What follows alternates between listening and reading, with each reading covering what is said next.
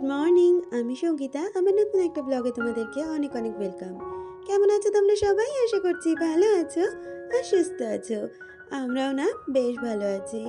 আর আজকে হচ্ছে বৃহস্পতিবার, আর এখন হইতে বাজে সকাল 8:30। তোমাদেরকে সাথে নিয়ে আজকে ব্লগটা এখান থেকে শুরু করছি। আই হোপ ব্লগটা ভালো লাগবে। সকালবেলা উঠে সমস্ত কাজ গুছিয়ে ছেলেকে রেডি করে স্কুলে পাঠিয়ে দিয়েছি, আর তারপরে আমি এখন বিছানাটাকে গুছিয়ে নিচ্ছি। শীতের দিনে বিরক্তির কাজ বলতে এই একটাই আমার মনে হয়, সেটা হচ্ছে বিছানা গোছানো।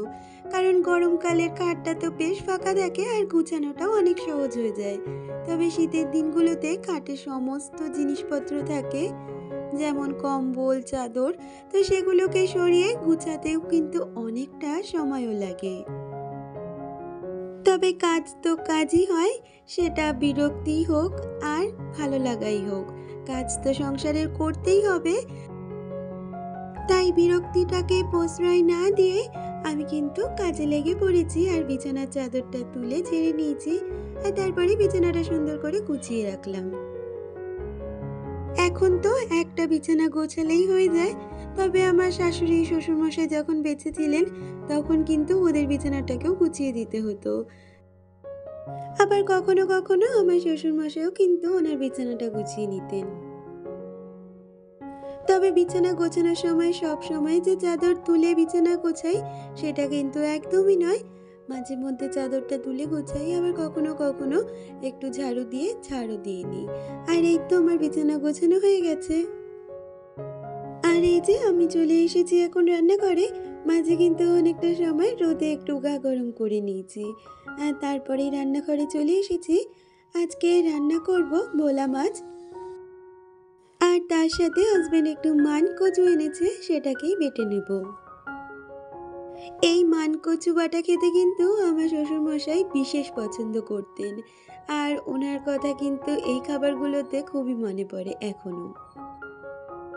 মানুষ যতই চলে যাক বা যত দিনই তার মৃত্যুদিন হোক না কেন, স্মৃতিগুলো কিন্তু আমাদের প্রতিদিন চলার পথে কম বেশি রয়েই যায়, আর সেই স্মৃতিগুলোই আমাদের মনে পড়ে। তাহলে চলো গল্প করতে করতে রান্নাটা করে নেওয়া যাক। প্রথমে মাছগুলোকে ভেজে নেব, আর আজকে ভোলা মাছটা আমি পেঁয়াজ আর বেগুন দিয়ে করব। ঘরে টমেটো ধনেপাতা থাকলে সেটা দিলেও বেশ ভালো লাগতো, তবে সেটা আজকে আর ঘরে নেই। আর ওদিকে মাছগুলোকে ভাজা বসিয়ে দিয়ে আমি এদিকে সবজিগুলো কেটে নিচ্ছি।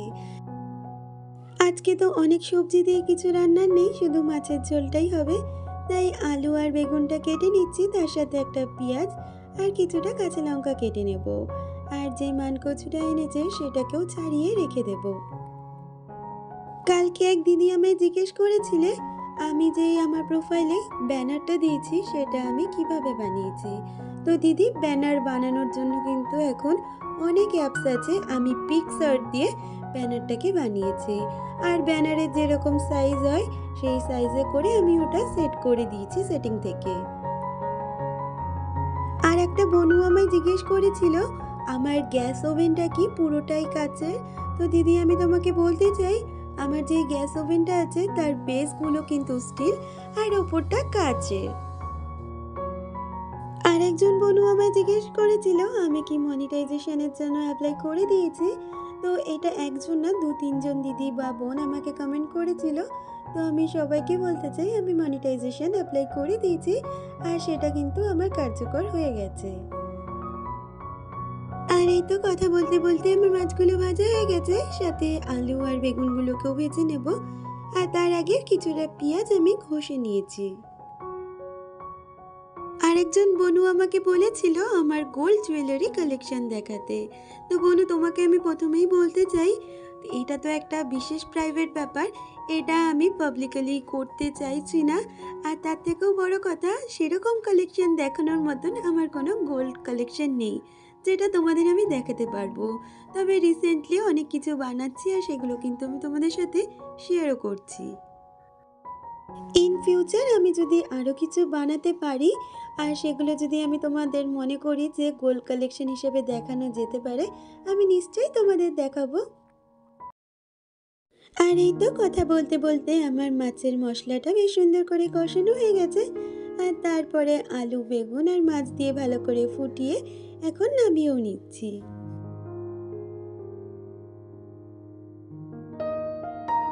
মাছটা হওয়ার পরে আমি এখন কচুটাকে ঘষে নিচ্ছি। আর আমি এইভাবেই কিন্তু কচুটা করে থাকি। তো বলতে পারো আমার শাশুড়ি মায়ের থেকেই দেখা এইভাবে কচু করা। কচুটাকে ভালো করে আমি ঘষে নিয়েছি আর তারপর চিপে চিপে কচুর গায়ে যে রসটা থাকে সেটা বার করে নিয়েছি। না হলে অনেক সময় এই কারণে কিন্তু গলা ধরারও সম্ভাবনা থাকে। আর এর মধ্যে আমি কাঁচা লঙ্কা আর রসুন দিয়ে বেটে নেব।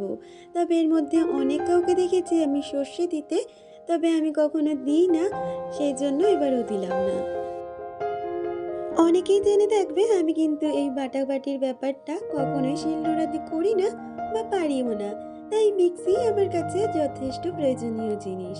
আর এই যে কচুটা বেটে আমি তারপরে একটা কড়াইতে সর্ষের তেল, একটু কালো জিরে ফোড়ন দিয়ে কচুটাকে ভালো করে ঢেলে নেব।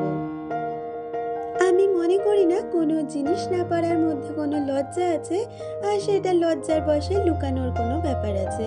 তাই আমি যেটা পারি না সেটাও কিন্তু আমি তোমাদের সামনে নিশ্চিন্তে বলে দিতে পারি বিনা লজ্জায়। বিকালে একবার চা খাওয়া হয়ে গেছে, এখন ঠিক ওই রাত বা সন্ধে যেটাই বলো না কেন, কারণ ঘড়িতে বাজে 8:30 মতন। আবারও করে দুজনের জন্য চা করলাম। আর আমার হাজব্যান্ড এনেছিল সিঙ্গারা। তো আজকের বিকালের টিফিন বা সন্ধ্যের টিফিনটা এটা দিয়েই হবে। তারপরে আজকের রাত্রের একটু রান্নার করার ব্যাপার আছে।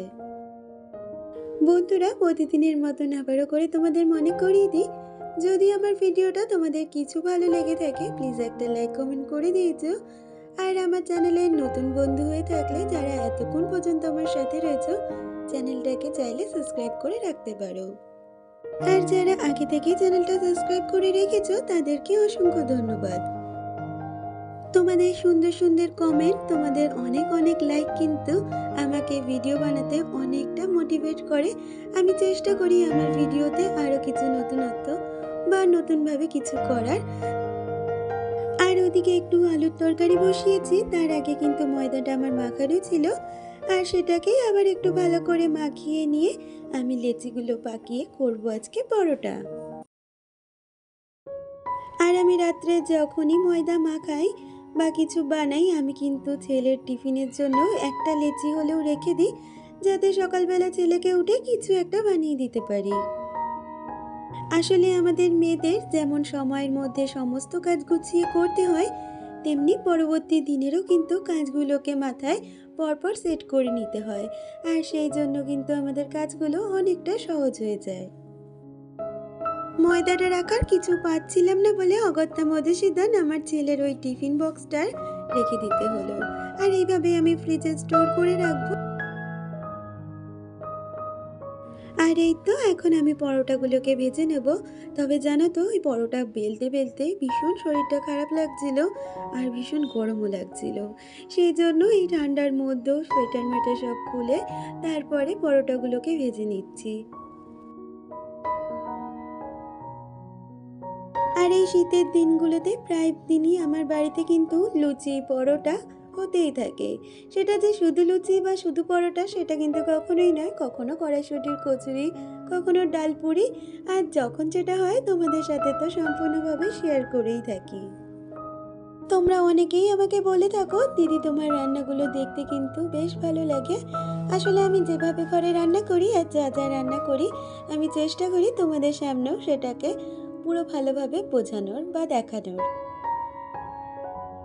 আর এরকম ধরনের লুচি বা পরোটা হলে আমার ছেলে কিন্তু সব সময় আলাদাই খায়। তাই জন্য ওর একটা প্লেট বেরিয়েছি আর আমার হাজব্যান্ডের একটা প্লেটেই হয়ে যাবে। বন্ধুরা, তোমাদের যদি আমার কাছে কোনো রিকোয়েস্ট থাকে ভিডিও দেখানোর অবশ্যই তোমরা আমাকে জানাতে পারো।